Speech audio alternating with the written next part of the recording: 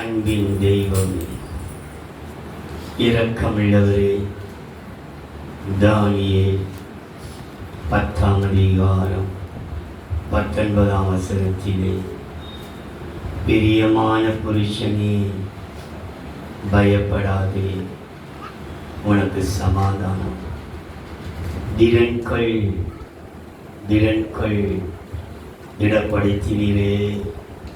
என்னுடைய இருதயம் தத்தளிக்கிற வேளையிலே, சோர்ந்து போகிற வேளையிலே, மனம் உடைக்கப்படுகிற வேளையிலே எங்களுக்கு நீ வார்த்தையை கொடுத்து திடப்படுத்துகிறீரே.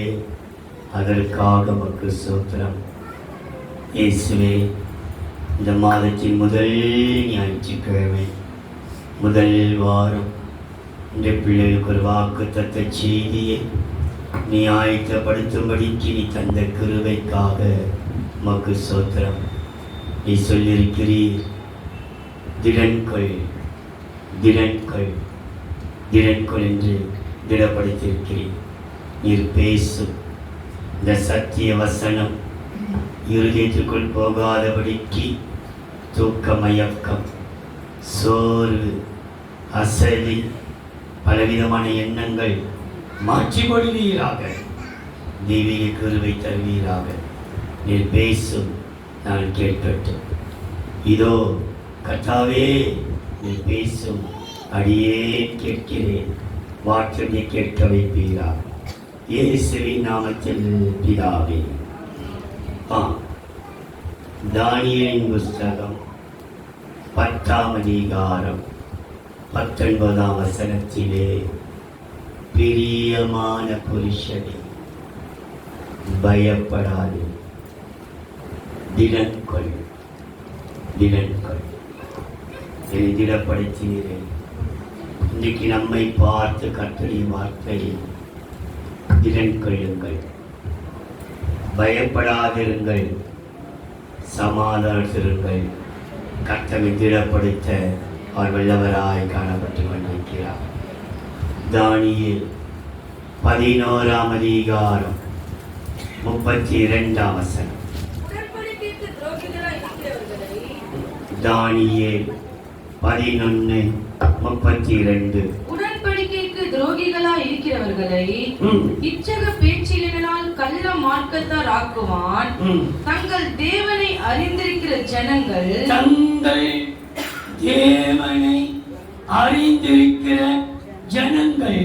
திடன் கொண்டு அதற்கேற்றபடி செய்வார்கள். எப்படி செய்வார்களா?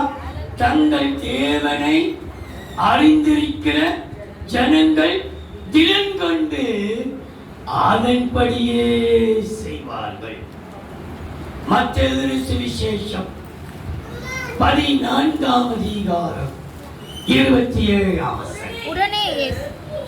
மத்தேயு 14ஆம் அதிகாரம் 27ஆம் வசனம். உடனே இயேசு அவர்களோடு பேசி, திடன் கொள்ளுங்கள், நான் தான், பயப்படாதிருங்கள் என்றார். இந்த வார்த்தை யார் சொல்லுகிறது? இயேசு. திடன் கொள்ளுங்கள், நான் தான், பயப்பட வேண்டாம். எந்த பிரச்சனை குறித்தோ நீ பயப்படாதே, கர்த்தர் கூட இருக்கிறார். திடன் நம்ம யாரோ தான் நினைக்கிறீங்களோ, அடலாம் எதுவும் நடக்குது, ஆனா வசனம் இருக்கிறது. இயேசு அவளை பார்த்து, நான் தான், திடன் கொள்ளுங்கள், நான் தான் கூடவே இருக்கிறேன், வேற யாருமே இல்லை. எந்த அசுத்தாவியோ உன்னை பின்தொடர விட மாட்டேன், எந்த துஷ்ட சக்தியோ உன்னை தொடர விட மாட்டேன். காரணம் நான் தான். எப்படி சொல்றாரு அவரு? நான் தான், பயப்படாதிருங்கள், திடன் கொள்ளுங்கள். இன்றைக்கு தேவன் நம்மை திடப்படுத்துகிறார். எதற்காக அவர் திடப்படுத்துகிறார் என்று ஒரு 5 காரியத்தை நான் சொல்லி முடிக்கிறேன். நான் திடப்பட வேண்டும். 9வது மாதத்திலே நான் திடனாக இருக்க வேண்டும். எதை குறித்தாலும் செயல்பட வேண்டாம்.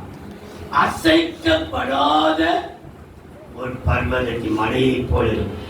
எது வந்து அசைக்கப்பட்டாலும் கடந்த நாட்களிலே வருஷத்தின் ஆரம்பத்திலேயே வருஷம் துவங்குவதற்கு முன்பாக நான் சொன்னேன், பெருமழை வரும், பெரு வெள்ளம் வரும், பெருங்காற்று வரும், வீட்டின் மீது மோதிக்கும், மோதி அடிக்கும், வீணா செய்யாது. காரணம் கண்மலையாகிய கிறிஸ்துவில் பெற்றப்பட்டிருக்கிறோம். கர்த்தர் கொடுத்த வார்த்தை என்றால் புயல் அடிக்கிறது, பெருங்காற்று அடிக்கிறது, மழை வருகிறது, நம்மை அசைக்க பார்க்கிறது. கர்த்தர் சொல்கிறார், திடன்கள், நான் தான் பக்கத்தில் நின்று கொண்டே இருக்கிறேன், பயப்படாதிருங்கள். தேவன் எதற்காக தெரியுமா நம்மை திடப்படுத்துகிறார்? முதலாவதாக 1 நாளாகமம் 19ஆம் அதிகாரம் 13ஆம் வசனம். தைரியமாயிரு.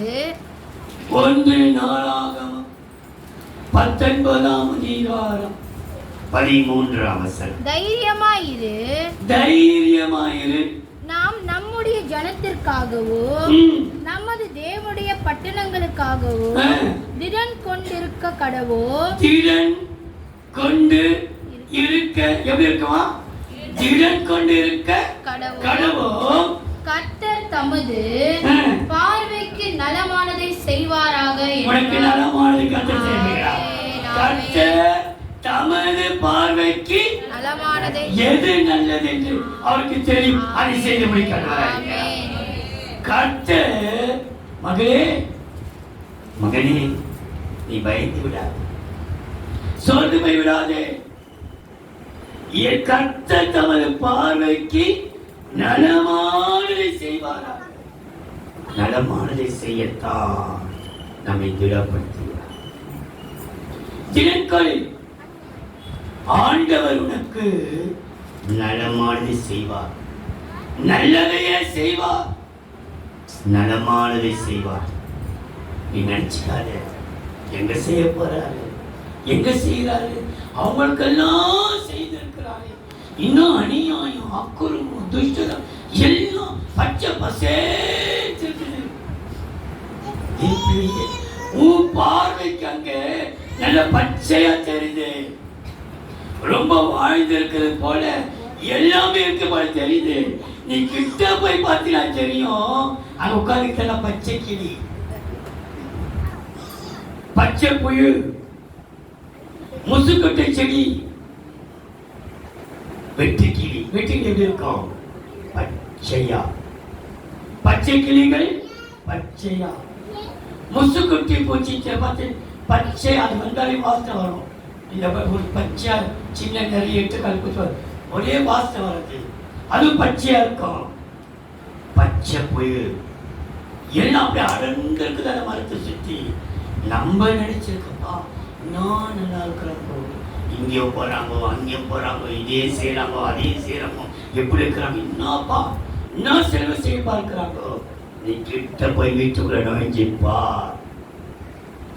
எல்லாமே உனக்கு என்ன. ஐயோ, நம்ம நினைச்சு உள்ள நுழைஞ்சு பார்த்தோம், என்ன பச்சை புழுவா இருக்குது, பச்சை கிளியா இருக்குது, முசுக்கட்டு செடியா இருக்கிறது, வெட்டு கிளியா இருக்குது. ஆனா கர்த்தர் சொல்றாரு, அதை பட்சித்த வருஷத்துக்கு தக்கதாக உன்னை கர்த்தர் சம்பூர்ணமாக நடத்துகிறார். என் ஜனங்கள் ஒரு பொழுதும் வெட்கப்பட்டு போவதில்லை. அவர் சம்பூர்ணமாய் சாப்பிட்டு அதிசயமாய் நடத்தி வந்த கர்த்தரை நாமத்தை துதிப்பார்கள். தேவ பிள்ளைகளே, இன்றைக்கு வசனம் சொல்கிறது, திடன்கள், கர்த்தர் தமது பார்வைக்கு நலமானதை செய்வாரா? உனக்கு நலமானதை செய்ய வேண்டும் என்றால் நீங்களும் நானும் ஒரு காரியத்தை செய்ய. நியாயாதிபதிகள் 10ஆம் அதிகாரம் 15-14. நியாயாதிபதிகள் 10ஆம் அதிகாரம் 15-16. கர்த்தரை நோக்கி பாவம் செய்தோம், நீவரீர் உம்முடைய பார்வைக்கு நலமானது எங்களுக்கு செய்யும் இன்றைக்கு மாத்திரம் எங்களை ரட்சித்தருளும் என்று சொல்லி அந்நிய தேவர்களை தங்கள் நடுவிலிருந்து விலக்கிவிட்டு கர்த்தருக்கு ஆராதனை செய்தார்கள். கர்த்தருக்கு நலமானதை செய்யும், கர்த்தருக்கு ஆராதனை செய்தார்கள். அப்பொழுது அவர் இஸ்ரவேலின் வருத்தத்தை பார்த்து மனதுருகினார். என்ன பண்ணாரா? நீ ஆராதனை செய்யும் பொழுது நான் கர்த்தர் தமது பார்வைக்கு நலமானதை செய்வாராக. ஆண்டவரே, நான் நெருக்கப்பட்டுக் கொண்டிருக்கிறோம். இன்றைக்கு மாத்திரம் இந்த ஒரு காரியத்தை மாத்திரம் எங்களுக்கு நீங்க செய்திருங்க. ஆனா நலமானதை அவர் செய்ய வேண்டும் என்றால் நீ ஆராதனை செய். நீ ஆராதனை செய்வாயானால் கர்த்தர் உன்மேல் மனதுருகுவார். பிரியமான புருஷனே, பயப்படாதே, திடன்கொள். கர்த்தர் உனக்கு நலமானதை செய்து உன்மேல் மனதுருகுவார். எதை செய்வாரா? நலமானதை செய்து அவர் மனதுருகுவார். ஆனால் நீ செய்ய வேண்டியது ஒன்றே ஒன்று, கர்த்தருக்கு ஆராதனை செய். வசனம் சொல்கிறது பாருங்கள். 1 சாமுவேல் 3ஆம் அதிகாரம் 18-19. 1 சாமுவேல் 3ஆம் அதிகாரம் 18-19. அப்போது சாமுவேல் ஒன்றையும் அவனுக்கு மறைக்காமல் அந்த காரியங்களை எல்லாம் அவனுக்கு அறிவித்தான். அதற்கு அவன் கர்த்தர் அவர் தமது பார்வைக்கு நலமானதை செய்வாராக என்றான். சாமுவேல் வளர்ந்தான், கர்த்தர் அவனோடு கூட இருந்தார். அவர் தம்முடைய எல்லா வார்த்தைகளிலும் ஒன்றாகியும் தரையிலே விழுந்து போக விடவில்லை. நலமானதை கர்த்தர் உனக்கு செய்வார். யோபின் புஸ்தகம் 11ஆம் அதிகாரம் 15-16. அப்பொழுது யோபு 11ஆம் அதிகாரம் 15-16. அப்பொழுது உம்முடைய முகத்தை மாசில்லாமல் ஏறெடுத்து பயப்படாமல் திடன் கொண்டிருப்பீர்.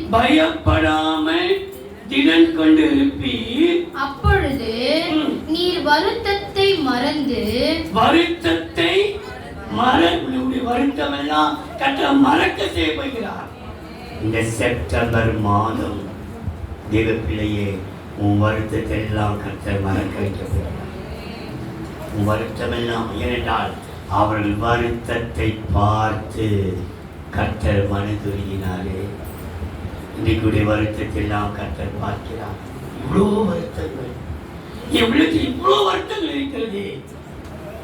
உன் வருத்தங்களை பார்த்து மறந்து கடந்து போன தண்ணீரை போல அதை நினைப்பீர். அது எப்படியா? கடந்து போன எப்படிலாம் தண்ணீர், எல்லா வருத்தத்தையும் கர்த்தர் மறக்க செய்கிறார். இந்த மாதம் முதல் வாரத்திலே உன் வருத்தமெல்லாம் மறக்கப்படும். கர்த்தர் மனதுருகுவார். ஆனால் நீ செய்ய வேண்டியது கர்த்தருக்கு ஆராதனை செய். விடுதலையோடு ஆராதனை செய். அவரை முறுமுறுக்காது. அவரை முறுமுறுத்துவிட சொல்லுவாங்க. பரமண்டங்களில் இருக்கிற பிதாவே, உடைய நாமம் பரிசுத்தப்படுமே. அவருடைய நாமம் பரிசுத்தர் தானே, பரிசுத்தர் தானே. அவர் சேவை கர்த்தர் பரிசுத்தர் பரிசுத்தர் பரிசுத்தர் தானே. ஏன் நம்ம அப்படி செவிக்கணும்? பரமண்டிருக்கிற பிதாவே, உடைய நாமம். அப்பாவுடைய நாமத்தை நம்ம தான் துஷ்டங்க செய்கிறார் ஆண்டவர். எனக்கு என்ன செய்கிறார் ஆண்டவர்? எதுக்கு என்னதான் இச்சைகளுக்குள்ள புரியுது? உனக்கு என்ன செய்ய சொல். எவ்வளோ காரியங்களை செய்தான். இந்த ஒரு காரியம் செய்யறதுனால அப்படி நாமத்தை நீ பரிசுத்த குலைச்சலாக்கிறாதே. பூமியில செய்யப்படுகிற பரலோகத்தில் செய்யப்படுவது போல பூலோகத்திலேயும் செய்ய. அப்ப பரலோகம் பரிசுத்த பரிசுத்த பரிசுத்த அது துதித்துக் கொண்டே இருக்கிறது. நீங்களும் நானும் முறுமுறுக்காவிட்டால் அவருடைய நாம பூமியிலே பரிசுத்தமாக இருக்கும். பூமியில பரிசுத்தமாக காணப்படும். நம்ம முறுமுறுக்கான பத்திட்டபடியாக ஒரு நாமம். இன்னைக்கு கர்த்தர் சொல்றாரு, உன்னுடைய வருத்தத்தை மறக்க செய்து உன்னை மனதுருகப்படுகிறார். காரணம், திடன்கள் நலமானதை செய்து உன்மேல் மனதுருகுவார். இரண்டாவதா 2 நாளாகும் 15ஆம் அதிகாரம் 7-8. நீங்களோ 2 நாளாகமம் 15ஆம் அதிகாரம் 7-8. நீங்களோ உங்கள் கைகளை நெகிழ விடாமல் திடன் கொள்ளுங்கள். திடன்கள், நான் சொல்கிற வசனத்திலே திடன் கொள்ளுங்கள். எதற்காக? நலமானதை பெற்றுக்கொள்ள. இரண்டாவது, நீ திடன் கொள். உங்கள் கிரியைகளுக்கு பலன் உண்டு என்றான். நான் உண்டா? உங்கள் கிரியைகளுக்கு நீ விடுகிற கண்ணீருக்கு பலன் உண்டு. நீ விடுகிற பெருமூச்சுக்கு பலன் உண்டு. நீ சந்திக்கிற அவமானங்களுக்கு பலன் உண்டு. இன்னைக்கு அவமானமா பேசலாம், நம்மள குற்றப்படுத்தி பேசலாம், காயப்படுத்தி பேசலாம், கல்லடி அடிக்கலாம். அவங்க பேச்சே உருவிடப்பட்டையும் நமக்கு தெரியும். இவங்க பேசுறது நம்மளதான் பேசுறாங்க. தெரியாத நமக்கு ஆவிய நமக்குள் இருக்கிறாரே, நிதானிக்க இருக்கிறாரே, பகுத்தறிவிக்கிறாரே. நீ செய்கிற காரியம் சபை நடுவிலே செய்யப்பட்டாலும், உன் குடும்பத்தின் நடுவில் செய்யப்பட்டாலும், நீ யாருக்காக இதை பேசுற, யாருக்காக இதை ஜெபிக்கிற, யாருக்காக இந்த பாட்டு பாடுறது, அது குறிப்பிட்ட நபருக்கு தெரியும். ஆனா பேசுற ஜனம் பேசட்டும், தூற்றுகிற ஜனம் தூற்றட்டும். சொல்லுவாங்கல்ல, அவங்களுக்கு வாய் இருக்குது பேசுறாங்க, நமக்கு காது இருக்குது கேட்போம். அப்படி விட்டுவிட மாட்டார்கள். திடன்கள் உன் கிரியைகளுக்கு தக்க உனக்கு பலன் தரப்போகிறார். உனக்கு பலன் கொடுப்பதற்காகத்தான் திடன்கள்.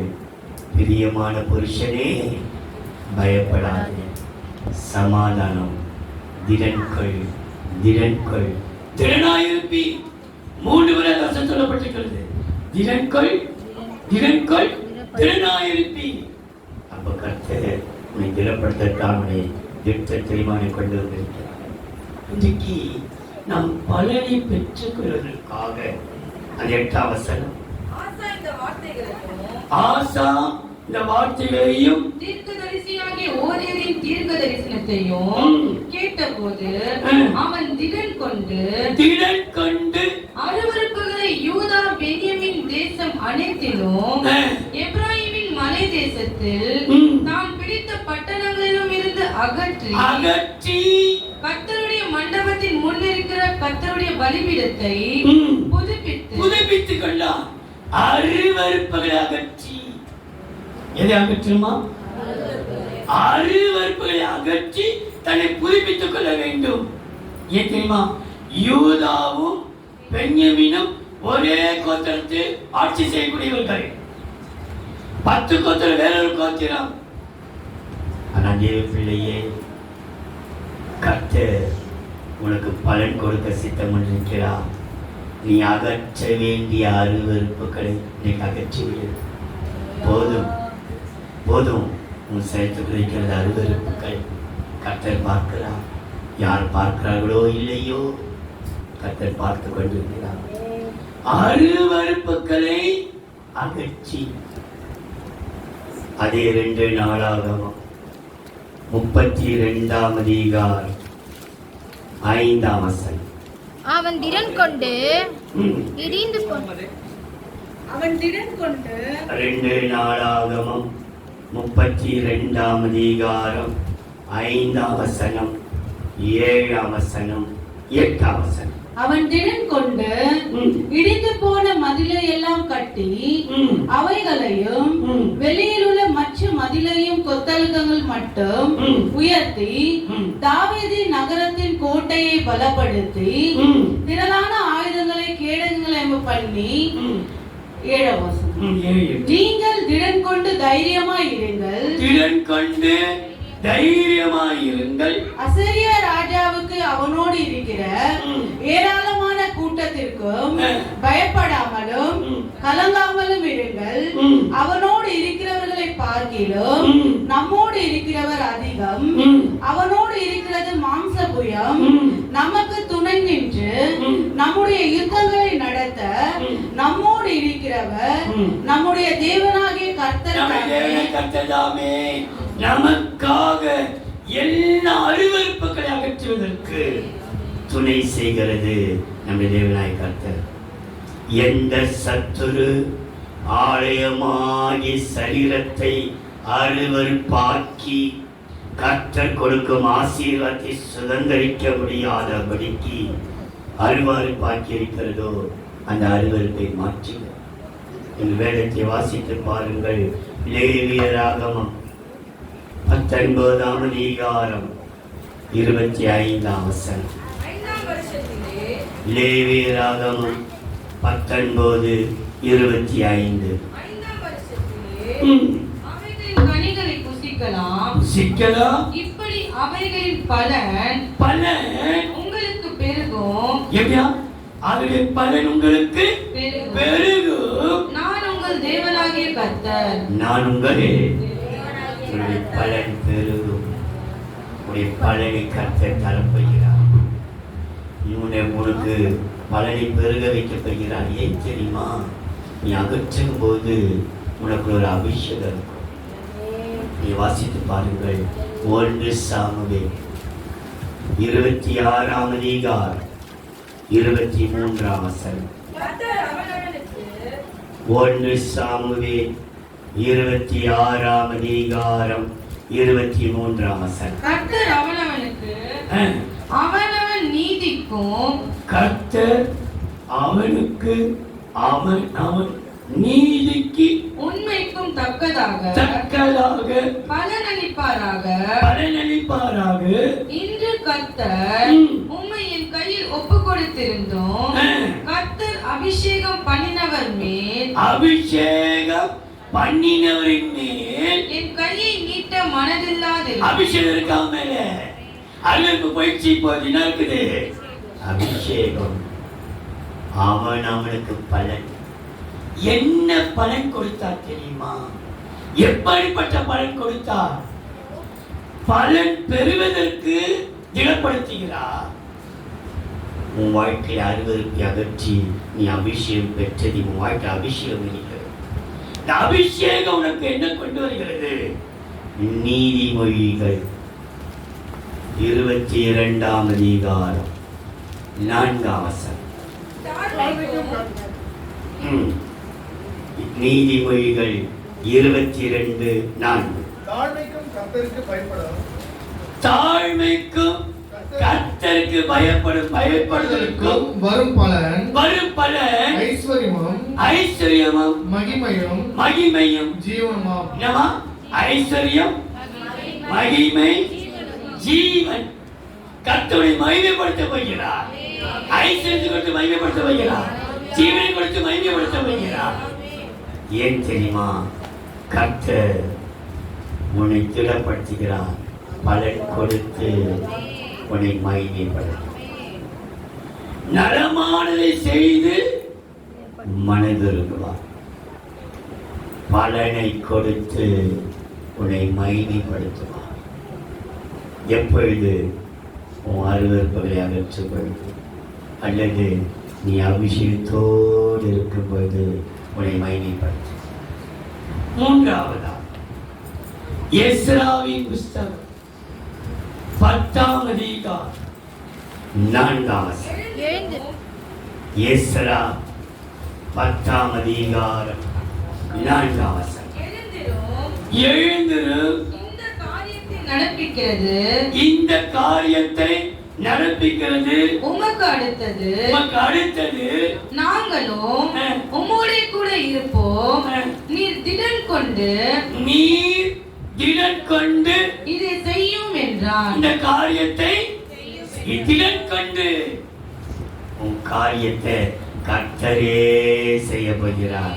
கர்த்தரே இந்த காரியத்தை செய்து முடிக்கவே இந்த காரியம் யாராலும் முடியவே முடியாது. கர்த்தர் தான் உனக்கு வழி தரங்கள். வேற யார்? திறன் கொண்டு எழுதணும், திறன் கொள்ளும். இதை கர்த்தரே உன் காரியத்தை செய்ய உன்னை திடப்படுத்துகிறார். பிரியமான புருஷனே, பயப்படாதே, திடன் கொள், திடன் கொள். எதற்காக? நலமானதை செய்து உனக்கு மனதுருக, உனக்கு பலனை கொடுத்து உன்னை மகிமைப்படுத்த.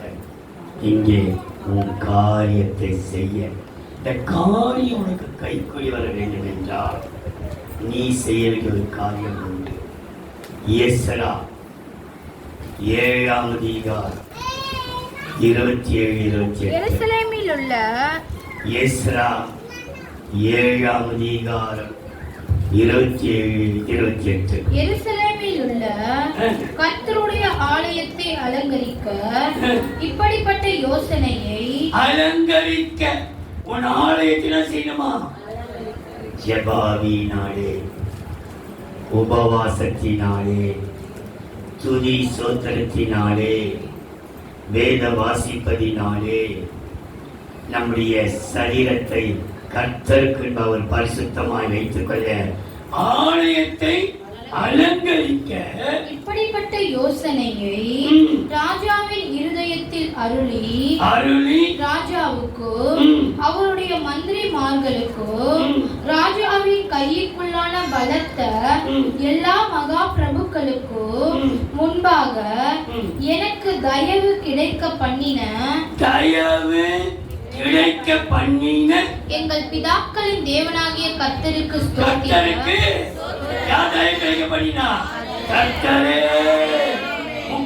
நடக்குமானால் கர்த்தரே தயவு கிடைக்க போகிறார். ஆனா ஒன்று நீ செய்வது, நீ அலங்காரமா உடைய ஆலயத்தை அலங்காரமா வைத்திருக்க. அசுத்தமா வச்சிடாதே, அலங்கோலமா வச்சிடாதே, சுத்தமாக்கிட்டு எல்லாம் கண்ட வச்சிடாதே. நீ அலங்காரமாய் உன்னை கட்டால் பரிசுத்த அலங்காரத்துடனே கர்த்தரை தொழுது கொள்ளுங்கள்.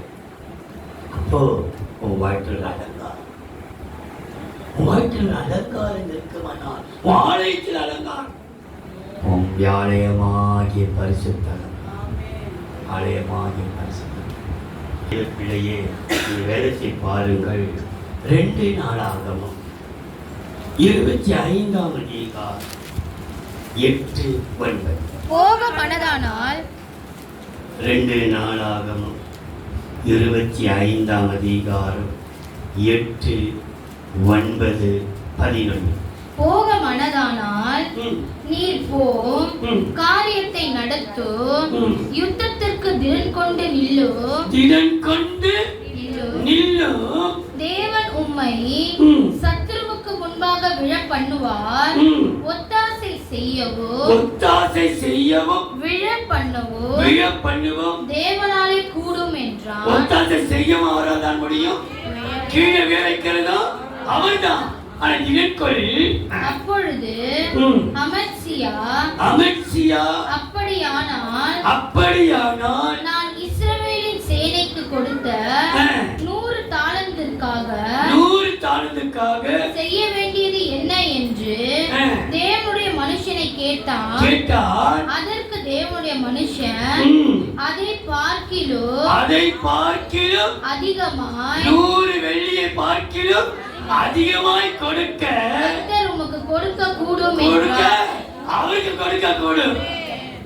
அமத்சியா ராஜா ஒரு காரியத்தை வீச்சரிப்பை வாசித்து பாருங்கள். அமத்சியா ராஜா ஜனங்கள் எல்லாரையும் கூட்டிக்கினான். அவங்க கிட்ட எல்லாத்தையும் வரி செலுத்தி 100 வெள்ளி வாங்கி அந்த எதிர்ப்படைக்கு கொடுக்கலாம். எதிர்ப்படைகளுக்கு 100 வெள்ளி என்று சொன்னால் 1 வெள்ளி 3000 ரூபாய். 1 வெள்ளி என்றால் 3000 ரூபாய். இப்போ ஒரு தீர்க்கதரிசி வரார். அமத்சியா ராஜாவே, நீ போ, நீ ஆளை சேர்த்து வச்சிட்டு இருக்கிற. ஆனா ஒத்தாசை செய்யவும் கீழே வைக்க வந்து கத்தரா கொடுங்க. இந்த ஆளெல்லாம் ஏன் நீ கூட்டி வச்சிருக்கிற? அப்ப அவன் சொல்றான், உன்னை கொண்டுதான் அவன் ஜெயிக்க வைக்க போறாரு. நீ கொடுத்த பணம் வேஸ்ட் ஆச்சே. 100 வெள்ளி பணம் அதிகமாக கொடுக்க முடியும். 9 வாசி 9. அப்பொழுது அமத்சியா, அப்படியானால் நான் இஸ்ரவேலின் சேனைக்கு கொடுத்த 100 தாலந்திற்காக செய்ய வேண்டியது என்ன என்று தேவனுடைய மனுஷனை கேட்டான். அதற்கு தேவனுடைய மனுஷன், அதை பார்க்கிலும் அதிகமாய் கர்த்தர் உமக்கு கொடுக்க கூடும் என்றார். அதை பார்க்க போட்ட நீயும் தீர்க்கதரிசி சொன்னதை அப்படியே ஏற்றுக்கொண்டு இஸ்ரவேல் அனுப்பிடுறான் அந்த கோத்தர்களை. அப்ப அவனும் கோபமா போனான்னு அடுத்த வசனம் சொல்லுது. ஆனா பாருங்க, கர்த்தவனுக்கு ஜெயித்து கொடுத்தா, ஜெயித்து கொடுத்து வரான். வரும்போது அவன் செய்த ஒரு காரியத்தை பாருங்கள், தேவன் கோபம் கொள்ளுகிறார். 11 வாசிமா 11. அமத்சியாவோ இடன் கொண்டு தன் ஜனத்தை கூட்டி உப்பு பள்ளத்தாக்குக்கு போய் சேயீர் புத்திரரில் 10000 பேரை வெட்டினான். வெட்டி போட்டான். ஜெயிச்சு வரும்போது அவர் காரியம் செய்துட்டான் பாருங்க. 14ஆம் வசனம். அமத்சியா ஏதோமியரை முறியடித்து சேயீர் புத்திரரின் தெய்வங்களை கொண்டு வந்த பின்பு, அந்த தெய்வம் கொண்டு வந்த பின்பு அவன் அவைகளை தனக்கு தெய்வங்களாக வைத்து அவைகளுக்கு முன்பாக பணிந்து அவைகளுக்கு தூபம் காட்டினான். அப்பொழுது கர்த்தர் அமத்சியாவின் மேல் கோபம் உண்டவராகி அவனிடத்துக்கு ஒரு தீர்க்கதரிசியை அனுப்பினார். தீர்க்கதரிசி அனுப்பினார். இவன் அவனை நோக்கி, தங்கள் ஜனத்தை உமது கைக்கு தப்புவிக்காதே போன ஜனத்தின் தெய்வங்களை அவங்களையே தப்பு வைக்கலையே, அவங்க தப்பிக்கிறதை நீயே நாடு. அப்ப அடுத்து அவங்க சொல்றான் பாருங்க, தன்னோடே அவன் இப்படி பேசின போது ராஜா அவனை நோக்கி, உன்னை ராஜாவுக்கு ஆலோசனைக்காரனாக வைத்தார்களோ? யார் உனக்கு? ஏப்பா தீர்க்கதரிசி யாரு? ராஜாக்கு ஆலோசனை சொல்ல முடியா? அவன் தீர்க்கதரிசி வெட்ட சொல்றான். முதல் சொல்ல தீர்த்து ஏற்றுக்கொண்டான். 2வது சொல்லும்போது அவன் அணவிட்டான். ஏன்னா ஜெயிச்சுட்டு வந்துட்டான் தெரியுமா? அவனை குறித்து வேதம் தொட்டு பாருங்க. 25ஆம் அதிகாரம் 2ஆம் வசனம். அவன் கர்த்தரின் பார்வைக்கு செம்மையான செய்தான், ஆனாலும் முழு மனதோடு செய்தான். கர்த்தருக்கு செய்தான், கர்த்தருக்காக போராட என்ன செய்யறான், ஆனா முழு மனதோடு. ஆனாலும் கர்த்தர் திடன் கொள். எதற்காக கர்த்தர் திடன் சொல்ல வைக்கிறார்? உன் காரியங்களை கைக்குடி வரும். வசனம் சொல்கிறது 1 சாமுவேல் 3ஆம் அதிகாரம் 18ஆம் வசனம். 1 சாமுவேல் 3ஆம் அதிகாரம் 18ஆம் வசனம். அப்போது சாமுவேல் ஒன்றையும் அவனுக்கு மறைக்காமல் அந்த காரியங்கள் எல்லாம் அவனுக்கு அறிவித்தார். ஒன்று மறைக்காமல். கர்த்தர் எதையும் மறைக்க மாட்டார். ஆபிரகாமுக்கு நான் சொல்லாமல் செய்யாமல் மறைப்பேனோ, கர்த்தர் தந்தை பிள்ளைகளுக்கு ஒன்றையும் மறைக்க மாட்டார். ஆனால் நீ அலங்காரமாய் கர்த்தர் கொள்வார். வசனம் சொல்கிறது, திடன்கொள், நலமானதை பெற்றுக்கொள்ள, திடன்கொள், பலனை பெற்றுக்கொள்ள, திடன்கொள், காரியத்தை பெற்றுக்கொள்ள. ஏன்? உன் காரியம் மறைக்கப்படாது. அவர் மறந்தும் போக மாட்டார், மறக்கவும் மாட்டார், மறைக்கவும் மாட்டார், எதையும் மறைக்க மாட்டார். உனக்காக எல்லாற்றையும் வெளிப்படுத்துவார். நீ நீதி செய்தால் அந்த நீதி வெளிப்படும். உன் நீதியை வெட்ட வெளிச்சத்தை போல உன் நியாயத்தை பட்ட பகல் வெளியாக்குவார். உனக்கு அவர் மறக்காதவர் அல்லது மறைக்க மாட்டார். 4 ஏசாயாவின் புஸ்தகம் 35ஆம் அதிகாரம் 4ஆம் வசனம். ஏசாயா 35:4. மனம் பதறுகளை பார்த்து நீங்கள் பயப்படாதிருங்கள், திடன் கொள்ளுங்கள். இதோ உங்கள் தேவன் நீதியை சரி கட்டவும் உங்கள் தேவன் பதிலளிக்கவும் வருவார். கர்த்தர் பதில் கொடுக்க போகிறார். இவ்வளவு காலம் ஜெபித்த ஜெபத்திற்கு கர்த்தர் பதில் கொடுக்க போகிறார். உன் இருக்கிற பதிவுபடியாக சொல்கிறேன், திடன்கொள். நீ பிரியமான புருஷனே, திடன்கொள். கர்த்தர் நலமானதை செய்ய அவளை திடப்படுத்துகிறார். கர்த்தர் பலத்தலை திடப்படுத்துகிறார். கர்த்தர் காரியத்தை செய்ய திடப்படுத்துகிறார். கர்த்தர் பதில் கொடுக்கவும் அவனை திடப்படு. மனம் பதறுகளை பார்த்து திடன் கொள்ளுங்கள். ஏன் தெரியுமா? வசனம் சொல்கிறது, ஏசாயா 34:8.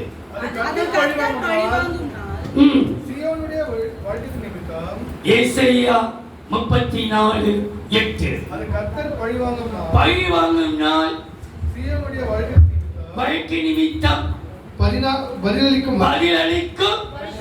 என்ன வருஷம் கர்த்தருக்கு பதிலளிக்க போகிறார்.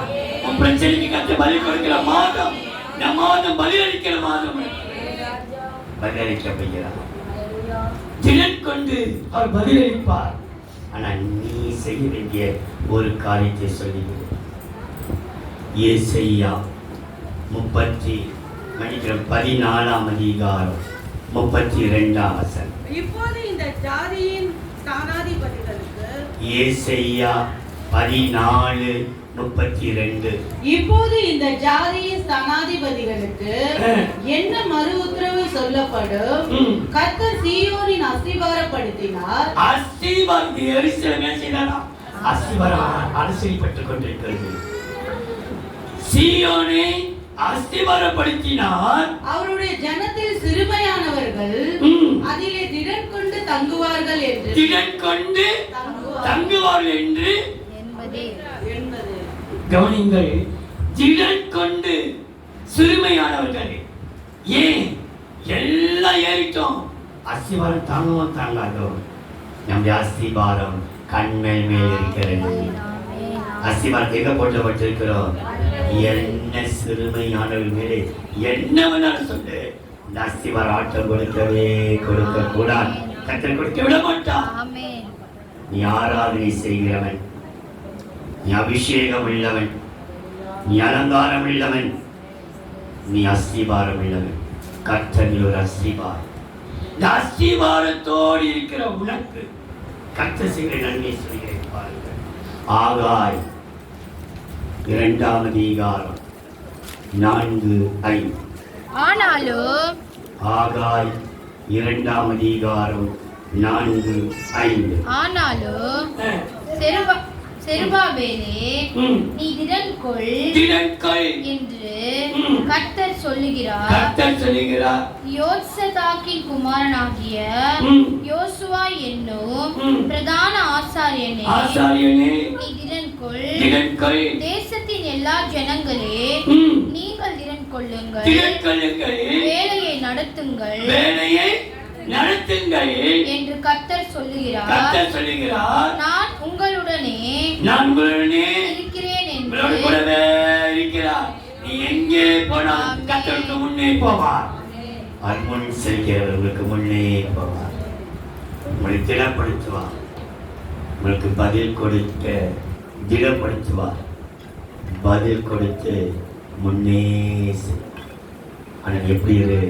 அஸ்திபாரம் உறுதியாக இருக்கட்டும். அஸ்திபாரம் உள்ளவனாய் அஸ்திபாரங்களும் நிறுவனமாகிறது. நீதிமான் என்ன செய்வான்? வாசிக்கிறோம். அஸ்திபாரங்களும் நிறுவனமாகிறது. நீதிமான் என்ன செய்வான்? சங்கீதம் 11:3. அஸ்திவாரங்களும் நிறுவனமாகிறது. நீதிமான் என்ன செய்வான்? ஆனா நம்ம அஸ்திவாரம் அசைக்கப்படக்கூடாது.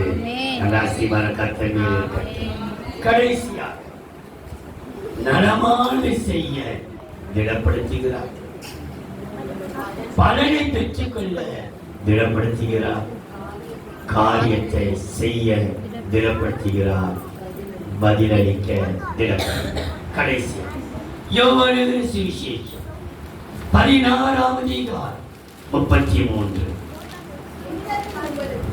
என்னிடத்தில் உங்களுக்கு உண்டாயிருக்கும் பொருட்டு உங்களுக்கு சொல்லி யோவான் 16:33.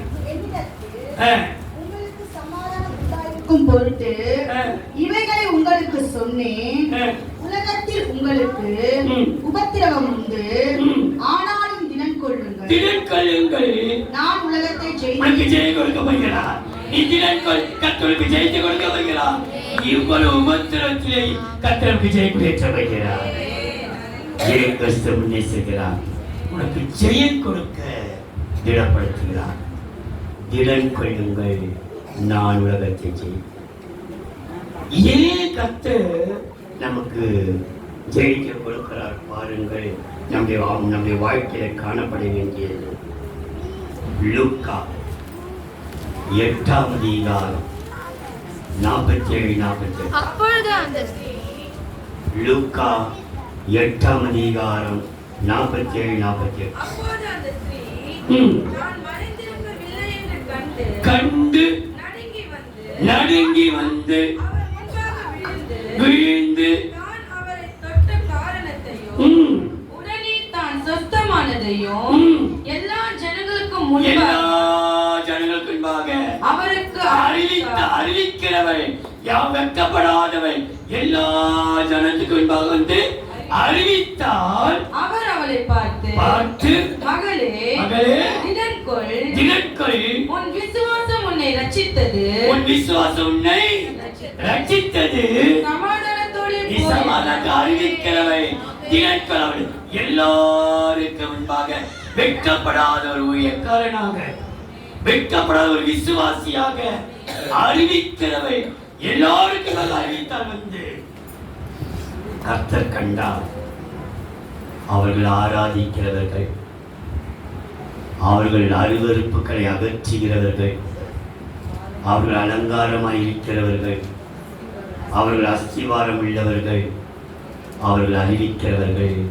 ஆகையால் தான் நம்மை பார்த்து சொல்கிறார், பயப்படாதே, திடன் கொள், நம்மளுக்கு ஜெயத்தரப்பையில் அந்த ஜெயத்தை கொடுப்பதற்காக நமக்கு கிடைக்கிற நன்மை பாருங்கள். மத்தேயு 9ஆம் அதிகாரம் 2ஆம் வசனம். மத்தேயு 9:2. அங்கே படுக்கையிலே கிடந்த ஒரு திமிர்வாதக்காரனை அவரிடத்தில் கொண்டு வந்தார்கள். இயேசு அவர்களுடைய விசுவாசத்தை கண்டு திமிர்வாதக்காரனை நோக்கி மகனே திடன் கொள், உன் பாவங்கள் உனக்கு அவர் மன்னிக்கிறவர்,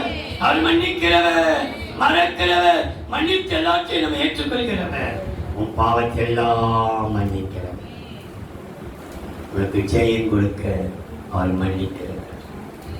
நான் சுருக்கமாக உள்ளத்தில் பதியபடி சொல்கிறேன், எழுதி வைத்துக் கொள்ளுங்கள், திடன் கொள்ளுங்கள். எதற்காக? நலமானதை செய்து மனதுருக்கத்தை பெற்றுக்கொள்ளுங்கள்.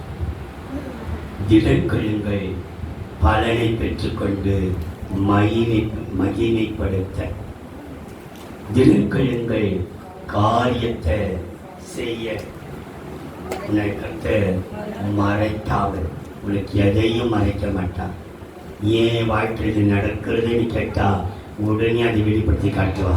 உனக்கு மறைக்கவே மாட்டான். பதில் தர, உனக்கு ஜெயம் தர திடனுக்குள் என்று சொல்கிறேன். ஏன் தெரியுமா? நீ பதிலை பெற்றுக்கொள்ளும் போது கர்த்தரே உனக்கு முன்னே செல்வார். நீ ஜெயத்தை பெற்றுக்கொள்ளும் போது கர்த்தர் மன்னிச்சு விடுவார், எல்லாவற்றையும் மன்னிப்பார். நீ எல்லாவற்றையும் ஜெயிக்க உன்னை ஆட்டி படைக்கிற அந்த பிசாசின் காரியங்களை ஜெயித்து மேலே வருவாய். உன்னால் முடியாதது என் தேவனால் முடியும். அவர் மன்னிக்கிறவர், அன்பின் தெய்வம். நன்றியோடு சோதரிக்கிறேன். பிரியமான புருஷனே, திடன் கொள், பயப்படாதே, சமாதானத்தோடு திடன் கொள்வோம். இயேசுவே, வந்திருக்கின்ற பிள்ளைகளை கர்த்தர் ஆசீர்வதிப்பீராக, தொடர்ந்து கிருபை தருவீராக. உடைய நாமத்தை மேம்படுத்திக் கொள்ளும் இயேசுவின் நாமத்தில் பிதாவே. ஆமென்.